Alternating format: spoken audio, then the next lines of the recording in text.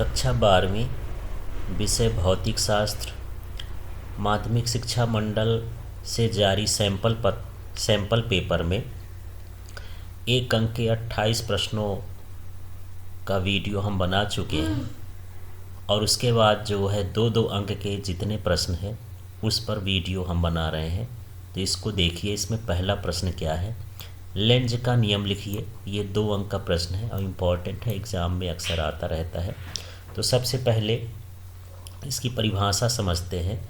तो विद्युत चुंबकीय प्रेरण की प्रत्येक दशा में प्रेरित विद्युत वाहक बल की ध्रुवता या प्रेरित धारा की दिशा इस प्रकार होती है कि वह उस कारण का विरोध करती है जिससे स्वयं उत्पन्न होती है। तो इस तरह से इसको लिखना है। तो लेंज के नियम हेडिंग डाल देना है। फिर से मैं रिपीट कर देता हूँ। प्रेरित धारा की दिशा या प्रेरित विद्युत वाहक बल की ध्रुवता इस प्रकार होती है कि वह उस कारण का विरोध करती है जिससे स्वयं उत्पन्न होती। तो इस तरह से इसका आंसर हो गया। इसी का अथवा क्वेश्चन है, संधारित्रीय धारिती प्रतिघात को परिभाषित कीजिए। इसका एसआई मात्रक लिखिए। तो देखते हैं, प्रतिघात का सीधा अर्थ है प्रतिरोध। तो यहाँ पर संधारित्र द्वारा धारा के मार्ग में उत्पन्न अवरोध को प्रतिघात कहते हैं। तो संधारित्र द्वारा धारा के मार्ग में अवरोध या बाधा जो उत्पन्न होती है उसे ही क्या कहते हैं, प्रतिघात। और इसका एसआई मात्रक प्रतिरोध के समान ही होता है। इसका एसआई मात्रक होता है ओम। अब हम अगला क्वेश्चन देखते हैं, 7वां है। किसी परिपथ में 0.1 सेकेंड में धारा 5 एम्पियर से 0.0 एम्पियर तक गिरती है। यदि औसत विद्युत वाहक बल 200 वोल्ट हो तो परिपथ में स्वप्रेरकत्व का आकलन कीजिए। अब इसे कैसे हल करेंगे, तो सबसे पहले जो क्वेश्चन में दिया है उसको छांटते हैं। तो ये जो 0.1 है इसको मान लेते हैं कि ये डेल्टा टी है। जो समय अंतराल दिया है वो कितना हो गया, 0.1 सेकेंड। इस तरह से इसको लिख लेना है। फिर यहाँ पर धारा में जो परिवर्तन हुआ है उसको हम लिख देते हैं, मान लीजिए डेल्टा आई। तो परिवर्तन कहाँ से हुआ है, 5 से 0। तो जो बाद का है उसमें से पहले को घटा देना है, मतलब 0 - 5। तो ये बराबर कितना हो जाएगा, -5 एम्पियर। और हमको क्या दे दिया है, ये विद्युत वाहक बल। तो विद्युत वाहक बल को हम स्मॉल ई या कैपिटल ई से किसी से भी लिख सकते हैं। तो ये हमारे पास 200 वोल्ट। तो इस तरह से हम क्वेश्चन से ये छांटेंगे कि क्या क्या दिया है। अब यहाँ पर हम जानते हैं सूत्र क्या होता है, E बराबर -L DI अपॉन क्या होता है, DT। अब इस सूत्र में हम इनका मान रखेंगे। तो हमारे पास E का मान कितना है, यहाँ से देख सकते हैं 200 वोल्ट। तो E की जगह हम कितना लिख दिए, ये 200। इसके बाद यहाँ माइनस है तो माइनस लगा दिए, L लिखा है तो L लिख दिए। फिर ये DI है और या डेल्टा आई। तो डेल्टा आई का मान कितना है, -5। तो यहाँ पर लिख देंगे -5। अब हम बात करते हैं इसके अपॉन में क्या है, डेल्टा टी। तो 0.1 है तो ये 0.1 हो गया। अगले स्टेप में हम यहाँ पर देख लेते हैं। तो यहाँ पर क्या देखेंगे, अब हमारे पास बचा क्या है, तो ये हमारे पास इधर बचा 200। तो ये मैं 200 लिख दिया। फिर बराबर है तो बराबर लिख दिया। अब यहाँ पर देखते हैं, ये माइनस और ये माइनस कट जाएंगे या गुणा होके प्लस हो जाएंगे। तो ऊपर क्या बचा, 5L और साथ में ये पॉइंट है 1। तो इसका पॉइंट हटाएंगे तो ऊपर 0 बढ़ जाएगा, मतलब यहाँ पर आ जाएगा 50L। तो अच्छे से देख लेना 50L कैसे आ गया, ये माइनस माइनस प्लस हो जाएगा। ये 5 है, इस दशमलव को हटाएंगे तो ऊपर एक शून्य उतारना पड़ेगा, 10 का गुणा करना पड़ेगा। तो ये हो जाएगा 50L। तो यहाँ पर L बराबर अब निकालना है। तो ये 200 और बटे में 50 आ जाएगा। इसका पक्षांतर कर देंगे तो बटे में कितना आ जाएगा, 50 बराबर कितना हो जाएगा, ये 4। तो यहाँ पर हो गया 4 हेनरी।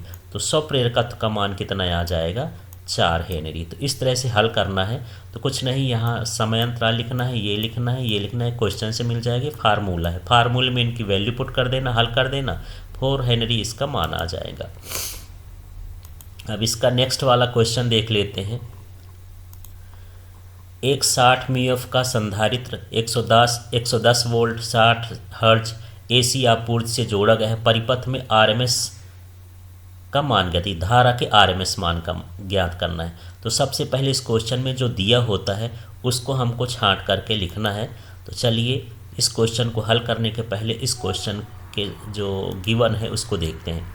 तो सबसे पहले ये 60 म्यू एफ दिया है, तो यहाँ पर लिख लेते हैं। यहाँ मैं लिख दे रहा हूँ, ये सी का मान है धारिता का, ये है 60 और ये है म्यू एफ। तो इस माइक्रोफैरेड को हमको बदलना पड़ेगा। तो ये हो जाएगा 60 और गुणे 10⁻⁻6 और ये हो गया फैरेड। तो ये ध्यान रखना है, यहाँ पर है माइक्रोफैरेड और माइक्रो को यदि हम बदलते हैं तो ये होता है 10⁻⁻6। अब हम बात करते हैं इसकी, ये जो दिया है ये वोल्टेज दिया है, तो कितना वोल्टेज हो गया 110 वोल्ट इस तरह से। फिर इसके बाद ये जो दिया है इसकी आवृत्ति दिया है, एफ बराबर कितना होता है ये 60 हर्ट्ज। तो इतना तो हमको क्वेश्चन से दिया है, तो दिया करके हम इतना लिख लेंगे। अब हमको निकालना क्या है, धारा का आरएमएस मान। तो यहाँ पर हम एक सूत्र जानते हैं, उसको मैं लिख रहा हूँ यहाँ। तो ये धारा का मान कितना हो गया IRMS, और इसका बराबर होता है V/XC। XC का मतलब यहाँ प्रतिरोध है। धारा बराबर वैसे ही होता है विभवांतर बटे प्रतिरोध, लेकिन संधारित्र के प्रतिरोध को प्रतिघात कहते हैं, उसको XC से लिखते हैं। अब यहाँ V है तो V लिख दिए। XC का जो सूत्र होता है 1/ωc होता है, तो यहाँ पर 1/ωc लिख देंगे XC की जगह। अब हम क्या करेंगे, ये ओमेगा ऊपर चला जाएगा, तो भी तो हमारे पास पहले से था ही, ये हो गया ωc। इस तरह से ये सूत्र बन गया। आगे हम देखें कि अभी हमको ओमेगा का मान नहीं दिया है, तो V और ओमेगा का मान होता है 2πf। तो यहाँ ओमेगा की जगह लिख देंगे 2πf, और यहाँ इंटू में C है तो ये C लिख देंगे। इस तरह से सूत्र बन जाएगा। फिर से सूत्र देख लीजिए, IRMS बराबर V/XC बराबर V/XC का मान 1/ωc होता है। इस ωc को यदि हम सॉल्व करेंगे तो ऊपर चला जाएगा। ओमेगा का मान होता है 2πf इंटू हो गया C। अब इसमें हम वैल्यू पुट कर देते हैं। तो यहाँ पर फिर से देख लेते हैं, हमारे पास ये क्या है IRMS, ये हो गया बराबर। अब इस सूत्र में मान रखते हैं, ये V है, V का मान कितना है 110, तो यहाँ पर लिख दिए क्या 110। इसके बाद हम बात करते हैं, ये 2 है तो 2 लिख दिए। इसके बाद पाई का मान 3.14 होता है, तो ये पाई का मान रख दिए 3.14। फिर यहाँ F लिखा है, F का मान कितना था 60, तो यहाँ पर हम क्या लिख दिए 60। इसके बाद यहाँ C है, C का मान कितना दिया है ये 60 गुणे 10⁻⁻6, तो ये लिख देंगे 60 गुणे 10⁻⁻6। इस तरह से सभी मान रख देना है। मान रखने के बाद इन सभी का गुणा कर देना है, जितना भी आएगा उसको एम्पियर में हमको यहाँ पर लिख देना है। इस तरह से इसको हल करना है। अब हम नेक्स्ट वाला क्वेश्चन देखते हैं, 8वें नंबर का। गुणा तो बन जाएगा, गुणा आप लोग कर लीजिएगा। इसके बाद 8वें नंबर का क्वेश्चन देख लेते हैं। 8वें नंबर का क्वेश्चन क्या कह रहा है, वाहनों में पीछे का दृश्य देखने के लिए किस दर्पण का उपयोग किया जाता है, क्यों किया जाता है। तो पीछे का दृश्य देखने के लिए उत्तल दर्पण का प्रयोग किया जाता है। तो यहाँ दर्पण का नाम पूछा है, तो यहाँ कौन सा दर्पण हो जाएगा उत्तल दर्पण। अब उत्तल दर्पण क्यों लगाते हैं, क्या कारण है, तो इसमें जो प्रतिबिंब बनता है उसका प्रतिबिंब कैसा बनता है, एक तो उसका प्रतिबिंब बनता है सीधा, फिर कैसा बनता है आभासी, और वस्तु से छोटा बनता है। इन्हीं गुणों के कारण इसका उपयोग जो है वाहनों में पीछे का दृश्य देखने में किया जाता है। तो यहाँ पर क्यों की जगह लिखना है, क्योंकि इससे प्रतिबिंब सीधा, आभासी और छोटा बनता है। अब नेक्स्ट वाला क्वेश्चन इसमें देख लेते हैं, अवतल दर्पण के नीचे का आधा भाग काला कर दिया जाता है तो प्रतिबिंब पर क्या प्रभाव पड़ेगा। तो प्रतिबिंब की स्थिति पर तो कोई प्रभाव नहीं पड़ेगा।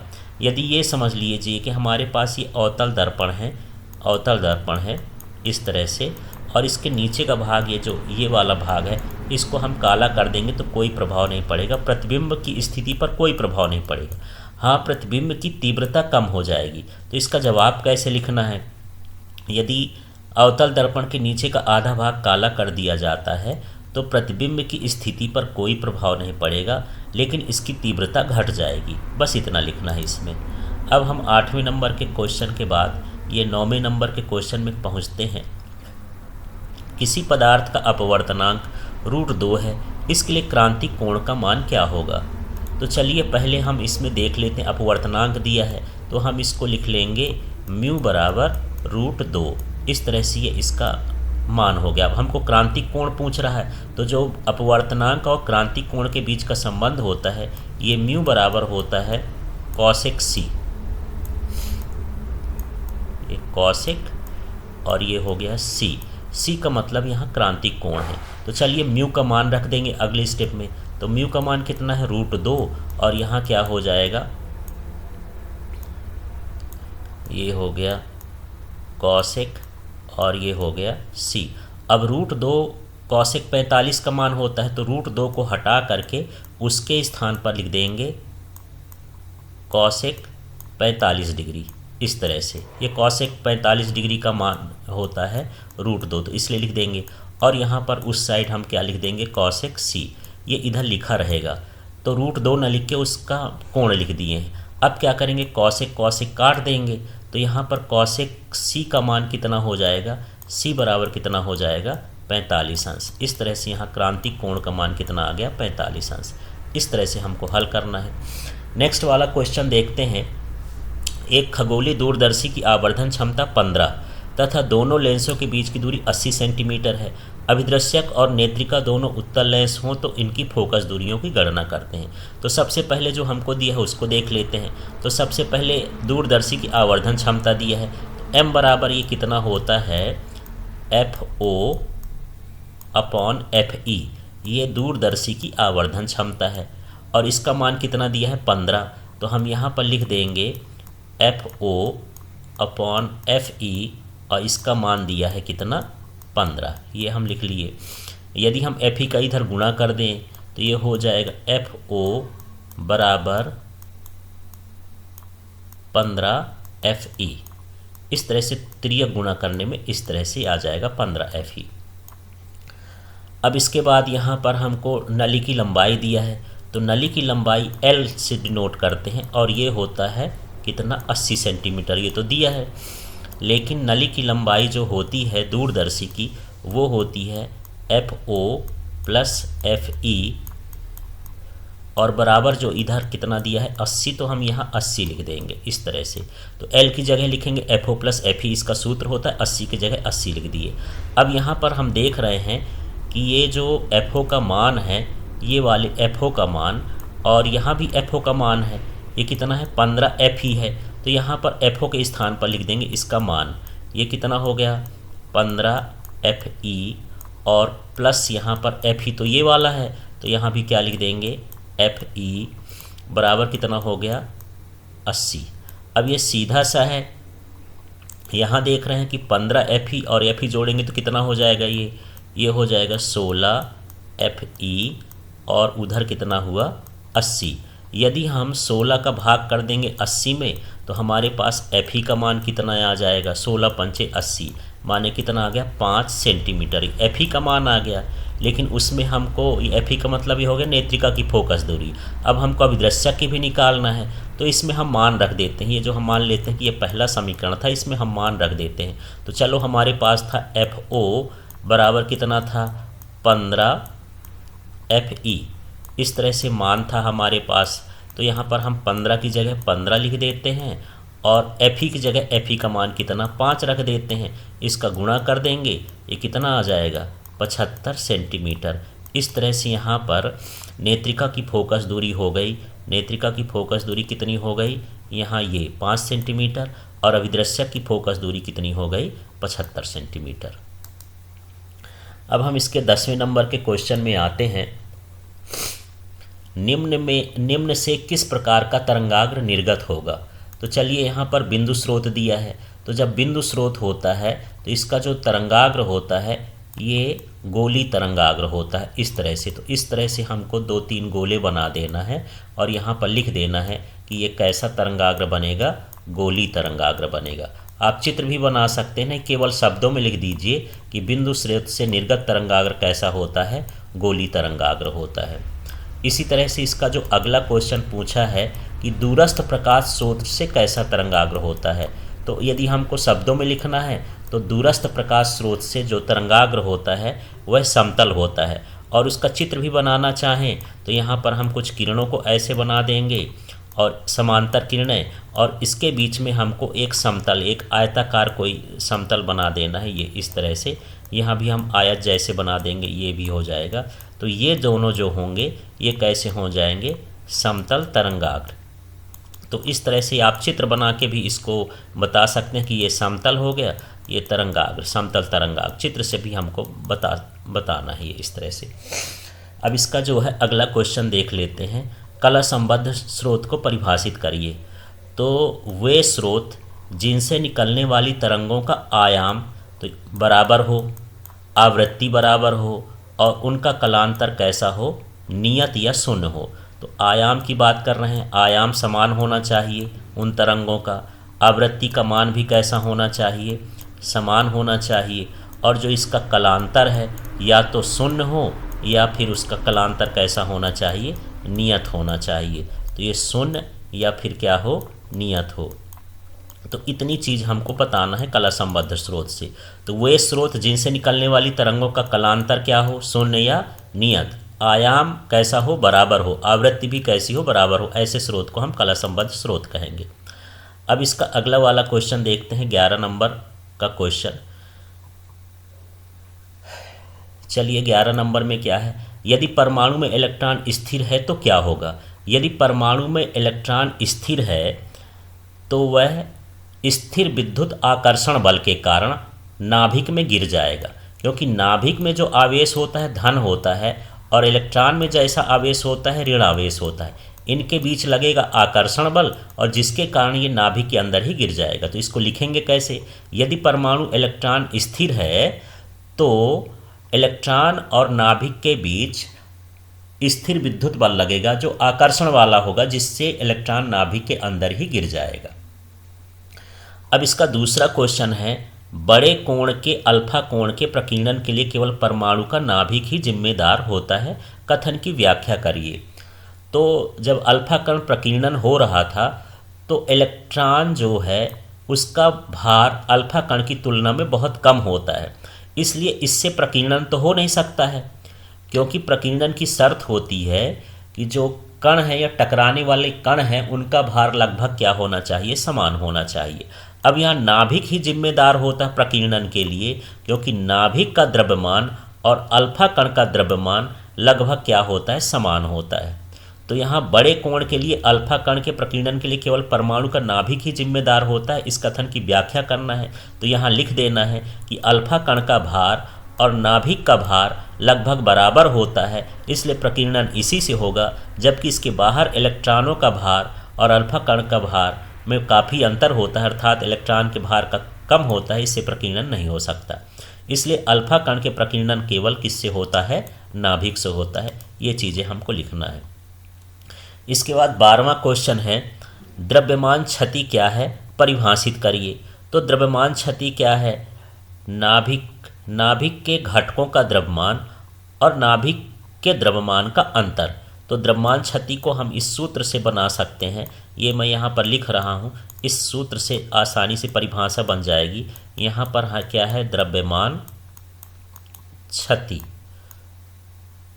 ये हो गया द्रव्यमान क्षति, और इसका मतलब है, यहाँ पर मैं सूत्र लिख देता हूँ नीचे, बराबर नाभिक के घटकों का द्रव्यमान, नाभिक के, ये न का मतलब नाभिक समझ लेना है, घटकों का द्रव्यमान और माइनस किसका द्रव्यमान, नाभिक का द्रव्यमान।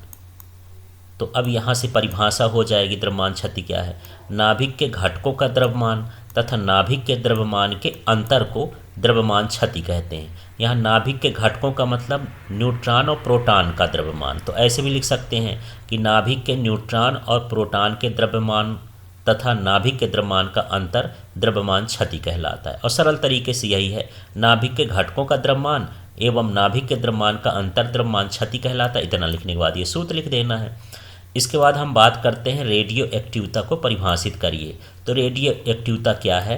तो यहाँ पर जो है अस्थायी नाभिक अपने नाभिक से कणों और विकिरणों का उत्सर्जन करता है, इनको निकालता रहता है। तो दो चीज़ें बताना है, कणों का और किसका उत्सर्जन करता है? विकिरण का। तो इसे हम क्या कहते हैं? रेडियो एक्टिवता। तो दो तरीके से परिभाषा दे सकते हो, अस्थिर नाभिक या रेडियो एक्टिव नाभिक।